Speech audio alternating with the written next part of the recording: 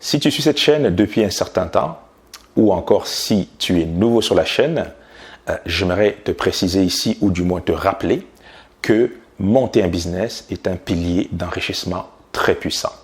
Toutefois, quand tu décides de monter ce business, il faut faire attention à quelques éléments clés pour garantir, si tu veux, ou du moins mettre de ton côté le plus de chances possible pour atteindre un succès rapide par rapport à ce business.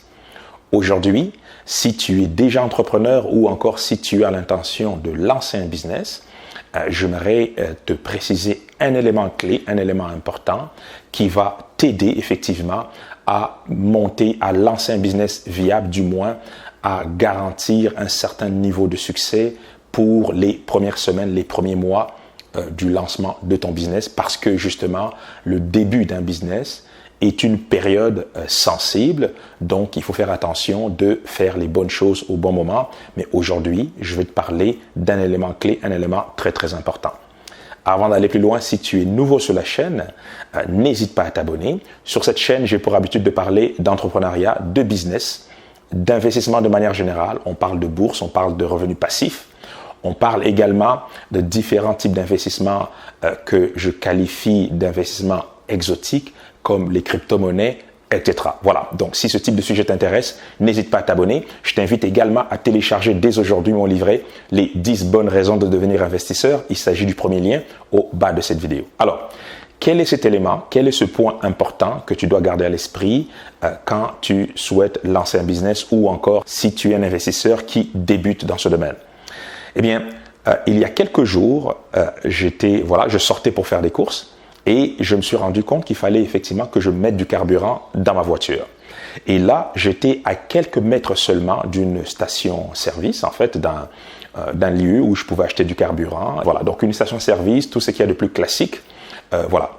Et là, j'ai hésité. J'ai hésité pendant quelques minutes. Je me suis dit, peut-être que je vais attendre pour m'arrêter, je te dirais, 10 minutes plus loin. Alors que j'étais à quelques minutes seulement de la première station-service.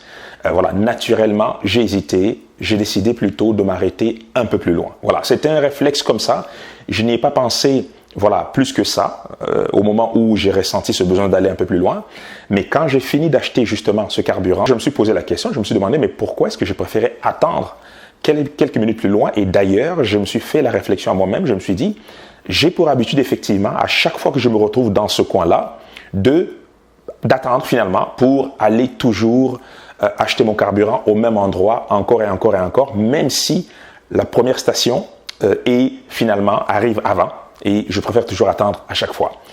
Et là, je n'avais jamais vraiment eu cette réflexion-là, et là, j'ai réalisé que la seule raison pour laquelle je préférais attendre, c'est que la deuxième station-service m'inspirait confiance. Pourquoi? Parce que la deuxième station-service, la deuxième station était propre, plus propre que la première d'ailleurs, c'était une belle station, des belles couleurs, bien organisée, le service client était bien, et je te dirais que c'était essentiellement d'un point de vue présentation. Donc la beauté, la propreté, le service à la clientèle venait après, mais je te dirais, c'était plus à l'œil que ça se passait, plus au niveau de l'organisation, de la propreté, de la disposition de cette station, même si les deux stations se trouvaient plus ou moins dans le même secteur, à quelques minutes de distance tout simplement. Voilà.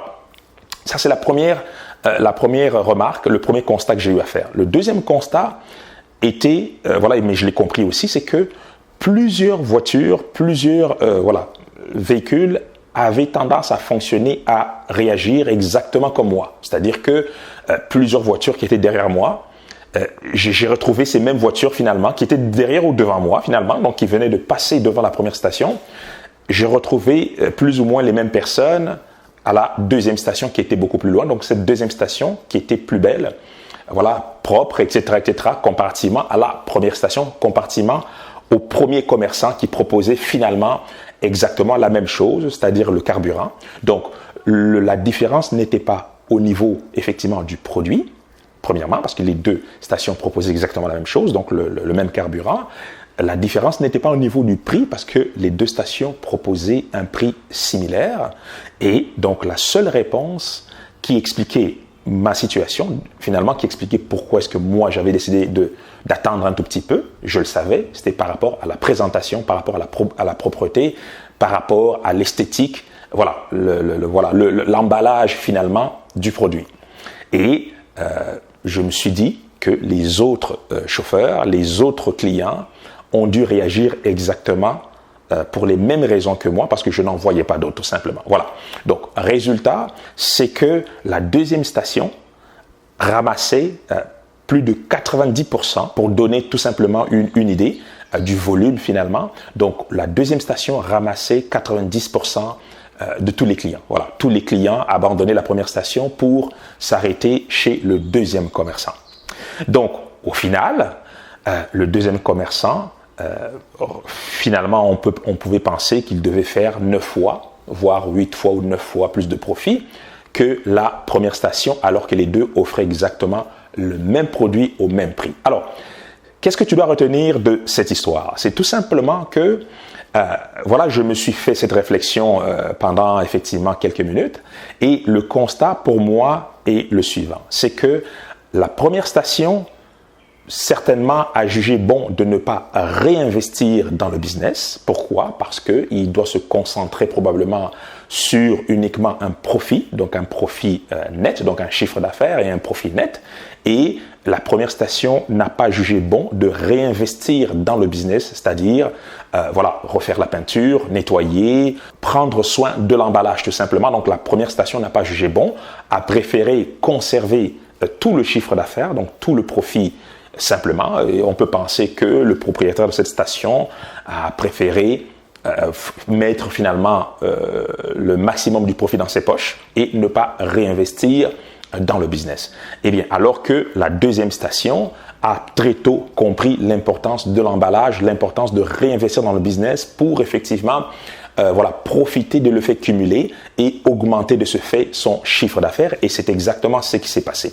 Et à partir de ce moment-là, ça fait boule de neige, ça donne un effet cumulé qui est très puissant, un cercle vertueux, c'est-à-dire que voilà, la deuxième station commence à attirer beaucoup plus de clients et on peut comprendre que vu que cette deuxième station a une culture interne qui consiste à réinvestir moindrement dans le business et cette deuxième station a continué au fur et à mesure à réinvestir dans le business et à terme, on se retrouve vraiment avec deux commerçants qui proposent exactement la même chose au même prix, mais l'emballage vraiment est tellement éloigné. Finalement, les deux offrent un emballage, un décor qui est tellement différent, qui est tellement éloigné l'un de l'autre aujourd'hui que on peut penser qu'avec le temps, il y aura de plus en plus de clients qui vont préférer s'arrêter à la deuxième station plutôt qu'à la première.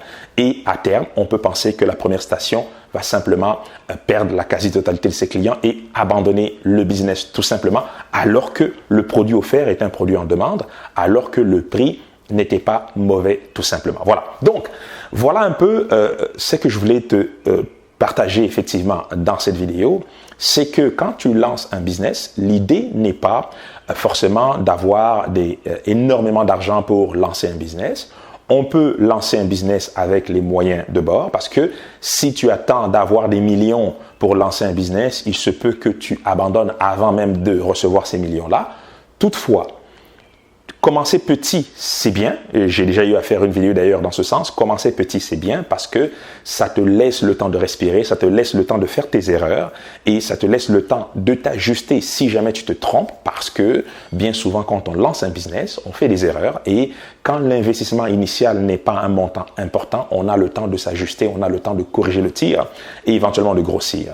Sauf que une fois que tu as la formule, une fois que ton produit est en demande, dans ce cas-ci, c'est un produit en demande, une fois que ton prix est compétitif, dans ce cas-ci, le prix ne posait aucun problème, eh bien, il faut rapidement penser à réinvestir dans ton business.